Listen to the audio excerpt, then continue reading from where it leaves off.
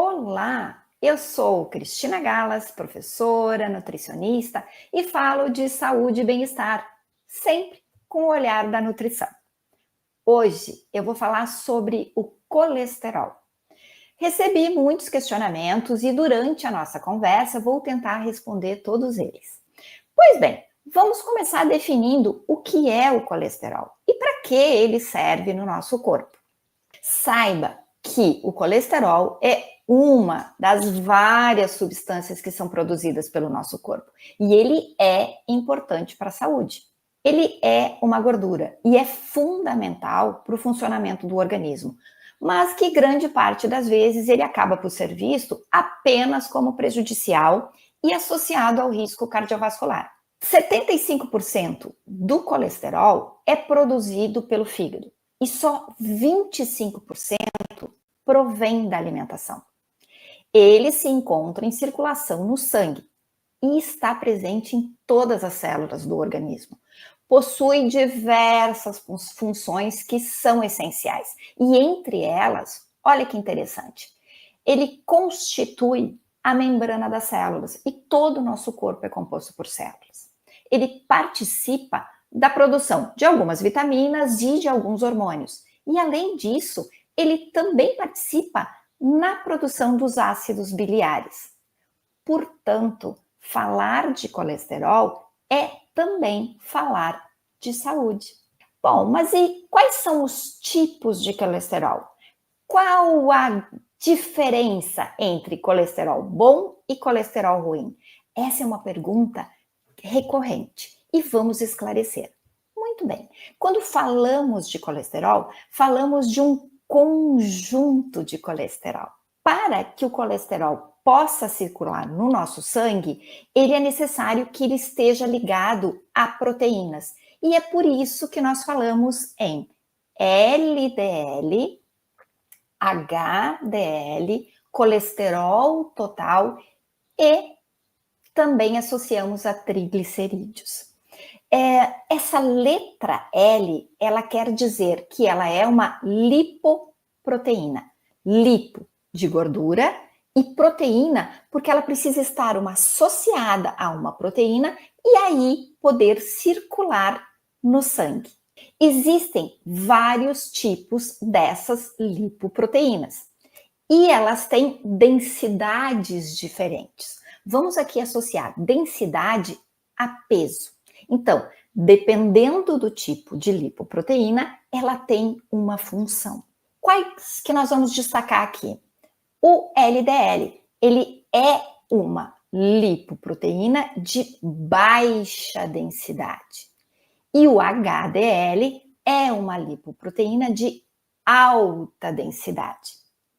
As proteínas que constituem o LDL e o HDL, elas têm funções distintas. E aqui começa a nossa associação entre o que as pessoas chamam de bom e de ruim. Vamos ver se realmente trata-se de bom e de ruim.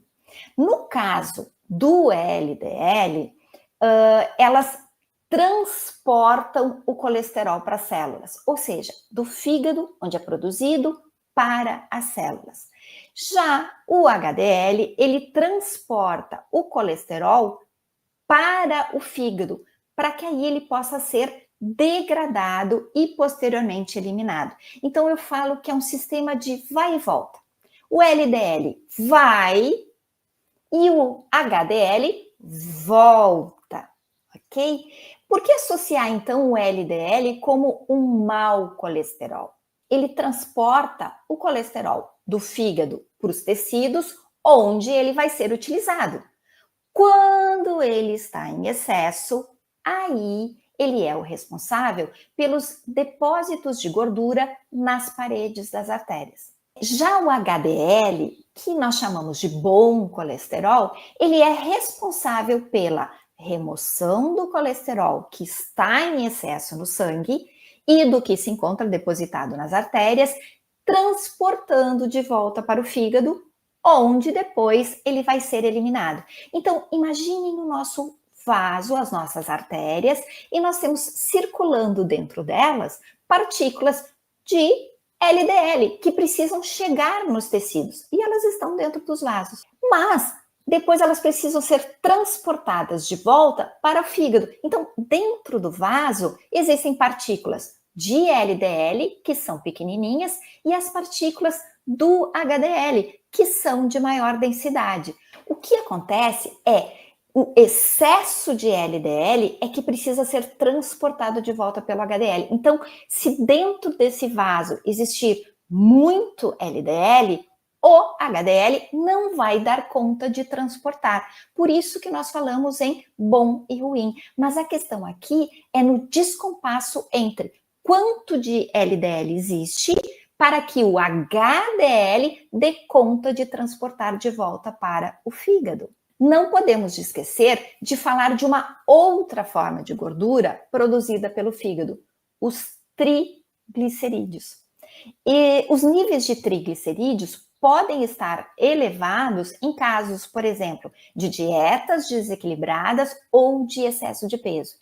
Então, se nós formarmos um conjunto de partículas de LDL, HDL e triglicerídeos que estão associados ao VLDL, nós estamos falando do colesterol total.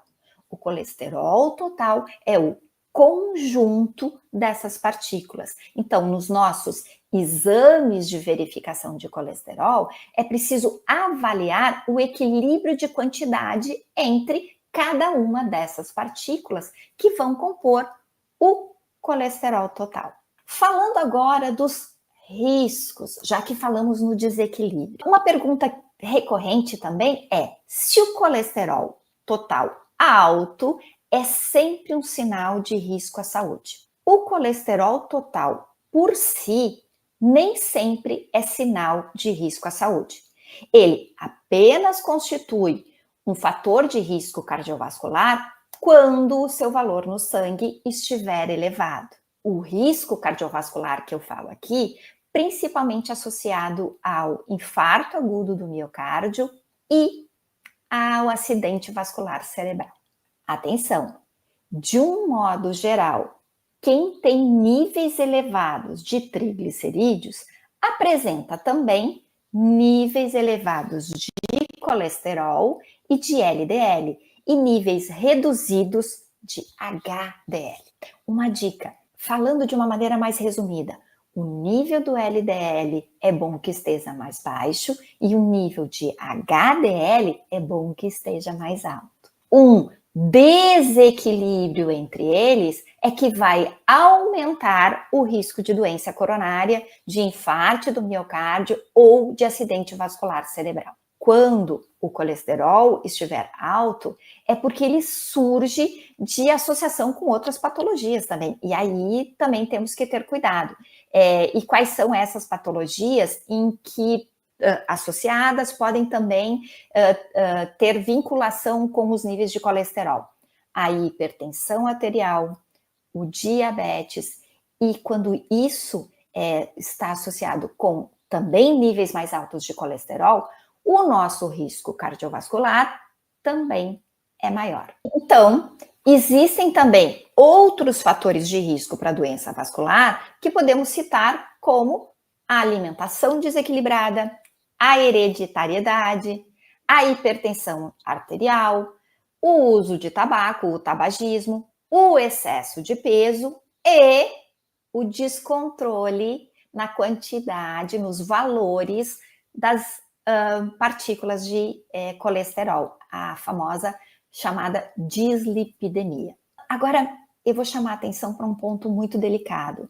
O colesterol alto, ele pode também afetar as crianças. Ele não é um problema só de adultos. Então, o colesterol infantil, ele existe e ele não é brincadeira. Ele já precisa ter um olhar atento e se estabelece já uma forma de tratamento. Mas eu falei que um dos fatores é a hereditariedade. Então, existe uma predisposição genética para o colesterol alto? Embora o LDL seja produzido no nosso organismo, como eu falei, por 75% ele é produzido no fígado e só 25% vem da alimentação. Embora ele seja produzido no fígado, algumas pessoas herdam uma maior tendência para produzir o colesterol em grandes quantidades. E como prevenir o colesterol alto desde cedo? Existem medicamentos que são importantes no controle do colesterol e que ajudam a prevenir o desenvolvimento da doença arterial ou mesmo estabilizar as lesões precoces nas artérias. O que significa que o tratamento com os medicamentos, ele vai ser eficaz se ele for mantido durante o tempo e em acompanhamento médico. Os familiares das pessoas com colesterol elevado, eles também devem ser acompanhados e fazer análises mais regulares, tendo cuidado, principalmente com a dieta e praticando exercícios físicos, uma vez que esses familiares, eles poderão também apresentar uma condição semelhante. E o que são as estatinas? E quando elas são indicadas? Estatina é o nome dado a um conjunto de medicamentos que é dedicado a reduzir o colesterol. Em pessoas que não conseguem fazer esse controle através da dieta e através dos exercícios, e que também apresentam outros fatores de risco cardiovascular. Mas, em geral, o uso da estatina, ela reduz 30% as taxas de colesterol. Principalmente aqui a gente está falando do LDL, que é, vou usar a palavra, o mau colesterol, o colesterol ruim. É esse que precisa ter o controle em nível reduzido para não causar o entupimento nas nossas artérias. O funcionamento dessa medicação, ela se baseia no controle da produção de colesterol pelo fígado, aqueles 75%. E também no bloqueio das enzimas que estimulam a produção do LDL no corpo. Quais algumas fórmulas de estatinas que são mais usuais? Eu falo aqui da simvastatina, da atorvastatina, rosuvastatina, fluvastatina, lovastatina, entre outras. Todas essas medicações fazem parte do grupo das estatinas e elas têm como princípio de funcionamento mais ou menos o mesmo processo, tá? A dose, o tempo de uso e a redução estimada de colesterol, elas vão ser analisadas pelo médico que vai estabelecer individualmente a dosagem para cada paciente. Atenção, mesmo com o uso de estatina para o controle do colesterol, é preciso ficar atento a outros fatores de risco, como a má alimentação, a falta de exercícios físicos e o tabagismo. 2 em cada 10 pessoas que usam estatinas, elas relatam alguns efeitos, algumas dores, dor muscular, dor nas articulações, dores generalizadas, talvez um pouco de náusea, alterações intestinais e mesmo alterações cutâneas, alterações de pele. Todos esses efeitos, eles precisam ser relatados ao médico e por isso que o acompanhamento médico frequente é que vai organizar a administração da medicação e dos efeitos colaterais, caso eles existam. Vou passar para uma outra pergunta que também é feita e é feita muito ao nutricionista. Existem suplementos naturais que ajudem no controle do colesterol? Bom, as categorias mais estimuladas pelo nutricionista na organização de uma dieta equilibrada para pessoas que têm que fazer o controle do LDL, ela está baseada no uso de fibras, de fitoesteróis, de polifenóis e de probióticos. E aí, quais são os alimentos em que se encontra cada um destes suplementos e sempre na forma individualizada, o que é da preferência e o que é da necessidade do paciente. Mas as principais diretrizes de saúde não citam os suplementos para o gerenciamento das doenças cardiovasculares. Então, ela entra como um coadjuvante no tratamento.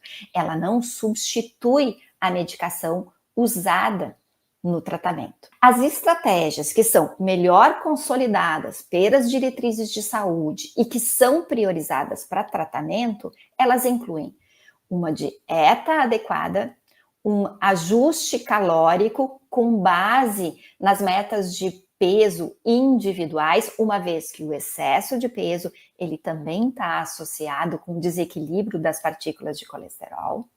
Os exercícios físicos, em sessões frequentes, rotineiras, com por volta de 30 a 40 minutos, com uma intensidade moderada, vigorosa, mas que também tem uma orientação para estabelecer a atividade indicada para cada caso. E os medicamentos chamados de hipolipemiantes, que principalmente estão aqui as estatinas. Resumindo, o profissional da saúde vai avaliar as necessidades específicas de cada paciente, considerando os exames de avaliação do colesterol, as interações medicamentosas com o quadro deste paciente, atualizando as evidências científicas que ocorrem e que vão sendo disponibilizadas e vai monitorando sempre os efeitos adversos do tratamento. E falando agora da alimentação, que é aquilo que toda nutricionista se empenha em organizar na vida do seu paciente. Perguntas clássicas no consultório de nutrição. Quais alimentos aumentam o colesterol ruim? Tem alimentos que ajudam a aumentar o colesterol bom?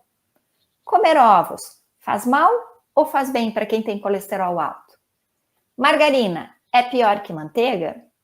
E qual é a influência das gorduras? E aqui falando das gorduras trans e saturadas para o colesterol? Muito bem. Qual a terapêutica alimentar que é indicada para o manejo e controle do colesterol?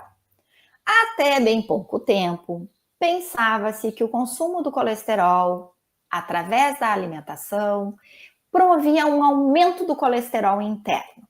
E se falava em eliminação de alguns alimentos da alimentação. Tá?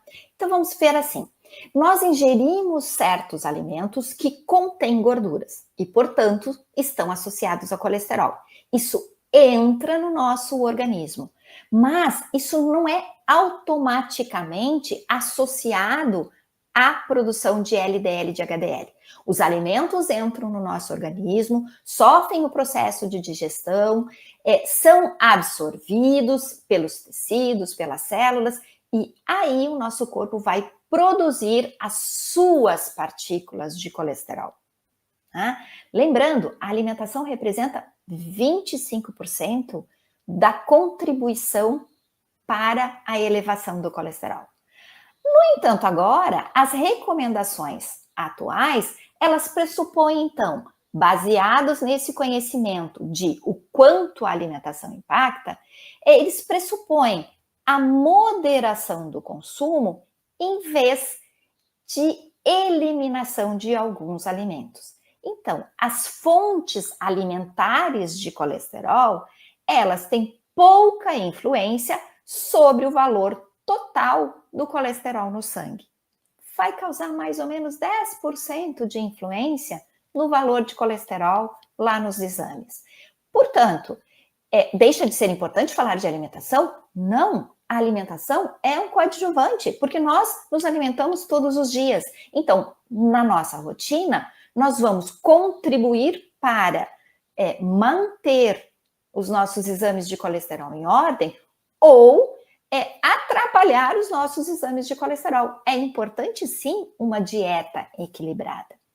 Quais são os alimentos que efetivamente causam impacto na alimentação? Principalmente os alimentos ricos em gordura saturada e gorduras trans, que são os principais responsáveis pelo aumento dos níveis de colesterol, porque eles promovem a formação do LDL e a diminuição do HDL. Mas o que são as gorduras saturadas e o que são as gorduras trans? A gordura saturada, ela pode ser encontrada principalmente em alimentos de origem animal, como por exemplo, as carnes, as vísceras, os produtos de embutidos, a parte de salsicharia, alguns laticínios, manteiga, produtos processados e o que a gente chama produtos de pastelaria, produtos manipulados a partir da farinha, pães, doces, folhados, ok? E o que são as gorduras trans? A gordura trans, ela é formada por um processo químico de transformação do óleo, que é líquido, em uma gordura que é sólida. E isso a partir de óleos vegetais. E ela é encontrada principalmente em produtos industrializados, em produtos processados, em aquela comida que vem em pacote ou em caixinha, como as bolachas, os salgadinhos, os molhos, alguns tipos de produtos pré-confeccionados, os alimentos pré-prontos, né, semi-prontos, e vem descrita na lista de ingredientes como uma gordura, por exemplo, como a gordura de palma, como a gordura interesterificada. Vamos diferenciar então. Quando nós falamos de óleos e de gorduras, os óleos são líquidos na temperatura ambiente. As gorduras são sólidas. A nossa atenção em relação à gordura e ao colesterol, nós podemos fazer uma associação para isso. Vamos imaginar as nossas artérias como vasos. O que flui mais fácil dentro do vaso? Um líquido ou um sólido? O que tem mais chance de entupir as nossas artérias? Um líquido ou um sólido? Quando nós falamos de gorduras, e falamos que as gorduras são necessárias ao funcionamento do nosso corpo, a nossa base hormonal precisa de gorduras para ser feita, algumas vitaminas para serem produzidas precisam de gordura ou para serem transportadas. Então, as gorduras não são ruins. O tipo de gorduras que utilizamos é que podem estar associadas a desfechos ruins para o organismo. E aqui nós vamos ressaltar: as gorduras que são associadas com esses desfechos são as gorduras trans, que são gorduras artificializadas, obtidas por processamento químico e que no nosso organismo tem uma dificuldade de identificação e de entrar nos nossos processos de eliminação, e a gordura saturada, que vem via alimentação. No entanto, a gordura saturada, ela não precisa ser eliminada, ela precisa ser consumida com moderação. E aqui eu vou responder uma pergunta bem específica sobre a margarina e sobre a manteiga. Qual a diferença entre elas?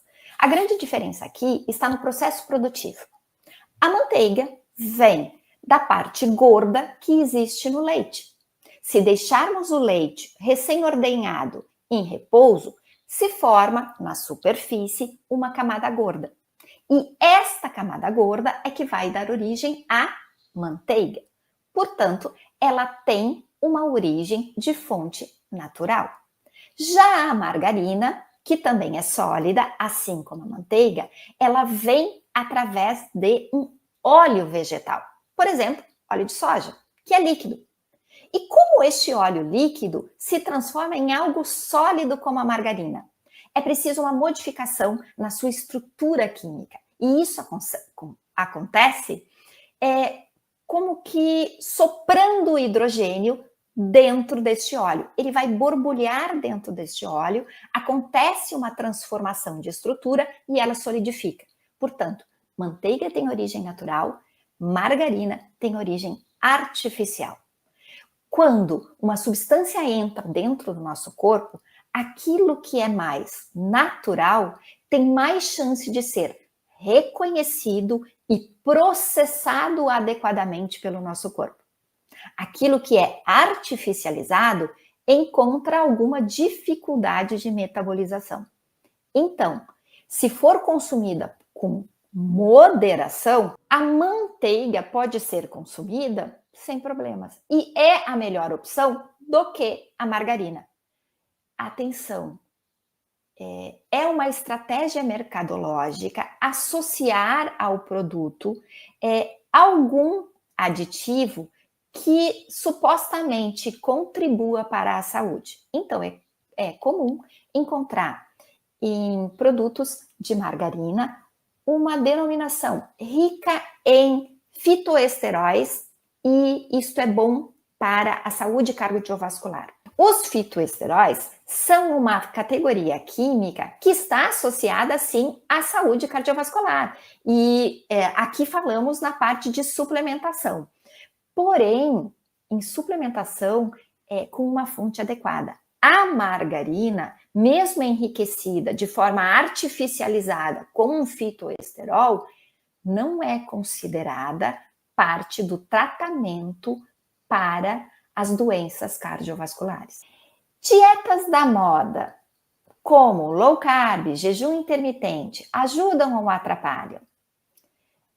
A low carb ou jejum intermitente são estratégias nutricionais usadas para estabelecer ajustes na dieta dos pacientes. Elas têm objetivos específicos, elas têm uma funcionalidade, porém elas não são utilizadas de forma indiscriminada e elas nem têm bons resultados ou servem para todas as pessoas. Portanto, é preciso avaliar, a partir do profissional nutricionista, qual a estratégia alimentar que está adequada ao caso deste paciente em risco cardiovascular. Pode ser, sim, uma restrição na quantidade e na qualidade de carboidratos, e aqui vamos associar a uma low carb. Pode ser, sim, estabelecendo a periodicidade com que este paciente vai ingerir alimentos, e aqui estamos falando em períodos de jejum. Porém, quem estabelece a estratégia, a periodicidade e como vai isso acontecer é o profissional nutricionista, que precisa levar em conta a qualidade dos exames bioquímicos, a medicação que este paciente usa e qual a estratégia médica para o manejo da doença cardiovascular ou da diminuição do risco cardiovascular. E, por fim, chegamos ao estilo de vida, que toda e qualquer pessoa pode adotar como preventivo de risco cardiovascular e como também tratamento diante de doenças cardiovasculares. E aqui entram aquelas também perguntas clássicas. Como é que o sedentarismo afeta os níveis de colesterol? Os exercícios físicos, eles ajudam a controlar o colesterol? E quais são os melhores exercícios? Qual é o tipo de exercício que deve ser feito? E, principalmente, o estresse pode influenciar o colesterol? São vários fatores do cotidiano e estilo de vida pouco saudável que podem afetar negativamente os níveis de colesterol. E por incrível que possa parecer, o calor também pode afetar o nível de colesterol do nosso organismo.